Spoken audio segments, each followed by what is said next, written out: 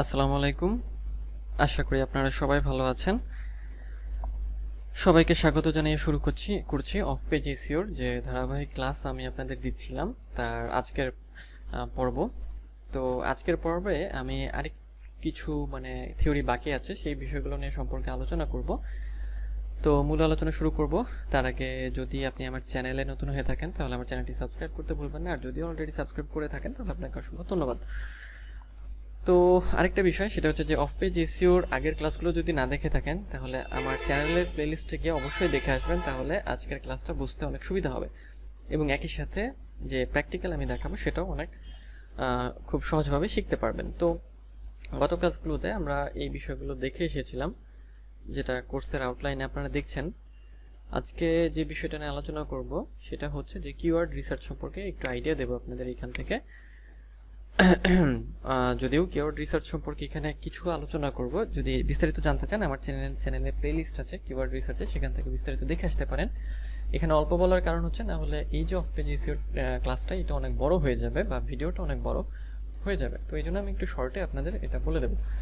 আচ্ছা, তো keyword research সম্পর্কে খুব সংক্ষেপে যেটা বলতে গেলে যেটা হয় সেটা হচ্ছে কিওয়ার্ড বলতে আমরা বুঝি যে মেইন কিছু শব্দ যেগুলো দ্বারা কোনো ওয়েবসাইটকে র্যাঙ্ক করানো হয়। যেমন এখানে আমি লিখেছি বেবি ফ্যাশন, বেবি শু, বেবি ওয়্যার, এগুলো কিছু হচ্ছে কিওয়ার্ড। আচ্ছা, তো কিওয়ার্ড রিসার্চটা কেন লাগবে সেটা হচ্ছে যে বায়ার বা ক্লায়েন্ট আপনাকে একটা হচ্ছে যে অফ পেজ এসইওর কাজ দিল, যে তার হচ্ছে বেবি ফ্যাশন নিয়ে তার কাজ। তো সেই বেবি ফ্যাশন নিয়ে যখন তার কাজ, তখন আপনার মেইন কিওয়ার্ড কি হবে? নিশ্চয়ই বেবি ফ্যাশন হবে, এবং বেবি ফ্যাশনটাকে আপনার খুঁজে বের করতে হবে বা এই শব্দ বা কিওয়ার্ড বের করতে হবে। কারণ কি? কারণ হচ্ছে যখন আপনি অফ পেজ এসইওর কাজ করবেন, লিঙ্কগুলোকে পোস্ট করবেন কোথাও, তখন আপনার এই কিওয়ার্ডটা লাগবে, আপনার ওই যে লেখার মধ্যে কিওয়ার্ডটা দিতে হবে। আবার অনেক সময় কি হবে যে আপনার ওই লেখাটাকেও অ্যাঙ্করিং করা লাগতে পারে বা করতে হতে পারে। সেটা হচ্ছে যে অ্যাঙ্করিং মানে যে কোনো একটা লেখার মধ্যে লিঙ্ক ঢুকিয়ে দেওয়া বা লিঙ্কটাকে ইনসার্ট করে দেওয়া। আমরা বিভিন্ন ওয়েবসাইটে গেলে দেখি না যে কোনো লেখা লাল নীল দেখায়, অথবা লেখার উপর মাউস নিলে দেখায় যে ওইখানে ক্লিক করলে একটা লিঙ্কে চলে যাবে। ওটাই হচ্ছে অ্যাঙ্করিং টেক্সট। তো এই জন্যই কিওয়ার্ডগুলোকে আপনার একটু জেনে নিতে হবে। তো এটা কঠিন কিছু না, খুবই সোজা, কারণ বায়ার আপনাকে যে বিষয়টা পোস্ট করতে বলবে বা যে আর্টিকেলটা পোস্ট করতে বলবে, আপনি ওটা দেখলেই কিন্তু বুঝতে পারবেন যে ওইখানে কিওয়ার্ডগুলো কি হবে। আপনার কি করতে হবে? জাস্ট ওটা নিয়ে একটু বসতে হবে, দেখতে হবে, আচ্ছা এটা হচ্ছে এরকম আর্টিকেল, তো এখানে কিওয়ার্ডগুলো আছে, আপনি দেখলেই বুঝতে পারবেন। এই হচ্ছে কিওয়ার্ড রিসার্চ সম্পর্কে খুব সংক্ষেপে মেইন থিম, যে কিওয়ার্ড রিসার্চটা আপনার এইভাবেই করতে হবে, শব্দগুলো একটু বের করে রাখতে হবে। সেটা একটা, দুইটা, তিনটা কিওয়ার্ড হতে পারে, কোনো সমস্যা নেই। পরবর্তী বিষয় সেটা হচ্ছে ডু ফলো এসইও ব্যাকলিঙ্ক এবং নো ফলো ব্যাকলিঙ্ক। এটা কি জিনিস? আচ্ছা, ডু ফলো এসইও ব্যাকলিঙ্ক এবং নো ফলো ব্যাকলিঙ্কের বিষয়টা হলো যে এটা হচ্ছে ডু ফলো লিঙ্ক মানে হলো যে গুগল ওই লিঙ্কটাকে ইন্ডেক্স করবে কিনা, সেটা হচ্ছে ডু ফলো। আর নো ফলো হচ্ছে যে না, গুগল এটাকে ইন্ডেক্স করবে না। এখন ডু ফলো এবং নো ফলো এটা কোথায় থাকবে? ডু ফলো এবং নো ফলো এটা থাকবে যে ওয়েবসাইটের আর কি মালিক বা ওয়েবসাইটটা যে তৈরি করেছে, সে ওয়েবসাইটটা তৈরি করার সময় সে কি ডু ফলো লিঙ্ক সাপোর্ট রেখেছে না নো ফলো লিঙ্ক। হ্যাঁ, এটা হচ্ছে ওয়েবসাইট তৈরি করে তারাই এই জিনিসটা হচ্ছে সেট করে দেবে। তো এটা নিয়ে আপনার চিন্তা না করলেও চলবে, যে ডু ফলো এসইও ব্যাকলিঙ্ক এবং নো ফলো কি এটা জেনে রাখেন, তাহলেই হবে। ভালো ব্যাকলিঙ্ক কোনটা? তাহলে অবশ্যই ডু ফলো ব্যাকলিঙ্ক, কারণ হচ্ছে যে ডু ফলোটাকে গুগল হচ্ছে সে ইন্ডেক্স করার সুযোগ পায়, সে এটাকে ইন্ডেক্স করতে পারে ডু ফলো। আর নো ফলোর ওয়েবসাইটের মধ্যে একটা সেটিং থেকে এটা বন্ধ করে রাখা হয়। আচ্ছা, তো এই ছিল ডু ফলো এবং নো ফলো ব্যাকলিঙ্ক। তারপরে আরেক গুরুত্বপূর্ণ বিষয় সেটা হচ্ছে ব্যাকলিঙ্ক করতে গেলে তার স্টেপগুলো কি বা ধাপগুলো কি। দেখেন, স্টেপস অফ ব্যাকলিঙ্ক এখন যেটা দেখাচ্ছি আপনাদের সেটা হচ্ছে যে স্টেপস অফ ব্যাকলিঙ্ক। আচ্ছা, আমি দেখাই এটা আপনাদের। সেটা হচ্ছে সবচেয়ে ভালো হয় এই যে এখন।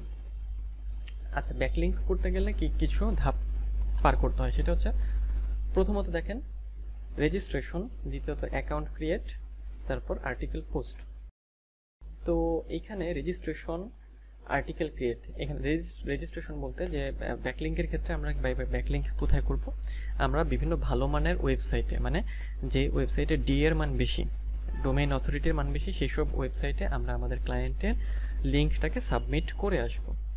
এবং ওই যে ওয়েবসাইটগুলো, সেগুলোতে যখন আমরা লিঙ্ক সাবমিট করতে যাব, ওরা তো এমনি এমনি সাবমিট করতে দেবে না, বা ওই ওয়েবসাইটগুলো এমনিতেই সাবমিট করতে দেয় না, ওখানে রেজিস্ট্রেশন করতে হয়। তো এই জন্য রেজিস্ট্রেশন আগে করতে হবে, তারপরে অ্যাকাউন্ট ক্রিয়েট করতে হবে, অ্যাকাউন্ট ক্রিয়েট, তারপর এডিট প্রোফাইল, অ্যাকাউন্ট ক্রিয়েট করার পরে প্রোফাইল এডিট করতে হতে পারে বা তৈরি করতে হবে প্রোফাইল, তারপর ক্লায়েন্টের ওয়েবসাইটও অ্যাড করতে হতে পারে, আবার নাও করতে হতে পারে। এটা আমি জাস্ট লিখে রেখেছি, অনেক ওয়েবসাইটে এরকম করতে হয়, আবার অনেক ওয়েবসাইটে করতে হয় না। আচ্ছা, তার প্রথমে তাহলে কি ব্যাকলিঙ্ক করার, মানে ক্লায়েন্টের লিঙ্কটাকে সাবমিট করে আসার জন্য আপনার প্রথম কাজ হচ্ছে তো ডিএ এর মানের, অর্থাৎ হাই অথরিটি ডিএ ওয়েবসাইটে গিয়ে রেজিস্ট্রেশন করা, দ্বিতীয়ত অ্যাকাউন্ট ক্রিয়েট করা, তৃতীয়ত হচ্ছে আর্টিকেলটাকে পোস্ট করা। আর্টিকেল বলতে যে লেখাটা বায়ার আপনাকে দিচ্ছে, বা যে লিঙ্কটা দিচ্ছে, বা যে কন্টেন্টটা দিচ্ছে, সেটা পোস্ট করে আসে।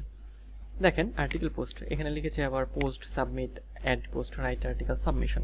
এগুলো লেখার কারণ হচ্ছে যে যখন আপনি ওয়েবসাইটে, মানে কোনো একটা ওয়েবসাইটে, ভালো মানের ওয়েবসাইটে লিঙ্ক সাবমিট করতে যাবেন, ব্যাকলিঙ্ক করতে যাবেন, তখন প্রথমে রেজিস্ট্রেশন করলেন, তারপর অ্যাকাউন্ট ক্রিয়েট করলেন, তারপর আর্টিকেল পোস্ট করতে গেলে দেখা যাবে যে আপনার আর্টিকেল পোস্টের জায়গাটা পোস্ট নামে থাকতে পারে, সাবমিট নামে থাকতে পারে, অ্যাড পোস্ট নামে থাকতে পারে, রাইট আর্টিকেল নামে থাকতে পারে, সাবমিশন নামে থাকতে পারে, মানে জিনিসটা কি বিভিন্ন নামে থাকতে পারে। যে আপনি ওখানে একটা আর্টিকেল পোস্ট করবেন, একটা লিঙ্ক পোস্ট করবেন, তো লিঙ্কটাকে পোস্ট করার বিভিন্ন নাম হচ্ছে এগুলো।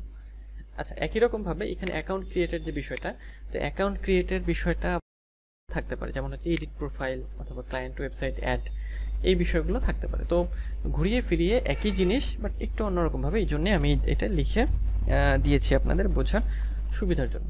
তাহলে ব্যাকলিঙ্কের স্টেপ কয়টা? 3টা, রেজিস্ট্রেশন, অ্যাকাউন্ট ক্রিয়েট এবং আর্টিকেল পোস্ট। এবং কোথায় আরেকটু সহজভাবে বা মনোযোগ দিয়ে দেখেন, সেটা হচ্ছে ভালো মানের ওয়েবসাইটে। সেই ওয়েবসাইটগুলো আমি দিব, মানে পরে দেব, আপাতত থিওরিটা একটু আপনারা মাথায় রাখেন। খুবই সোজা জিনিস, কঠিন মনে করার কিছুই নেই। আচ্ছা, তো তাহলে আজকের ক্লাসটা আশা করি আপনারা বুঝতে পেরেছেন যে ব্যাকলিঙ্কের তাহলে স্টেপসগুলো কি, এবং এই স্টেপসগুলো আমাদের মনে রাখতে হবে। তো আজকে এই পর্যন্তই, দেখা হবে পরের ক্লাসে। সে পর্যন্ত ভালো থাকবেন, সুস্থ থাকবেন।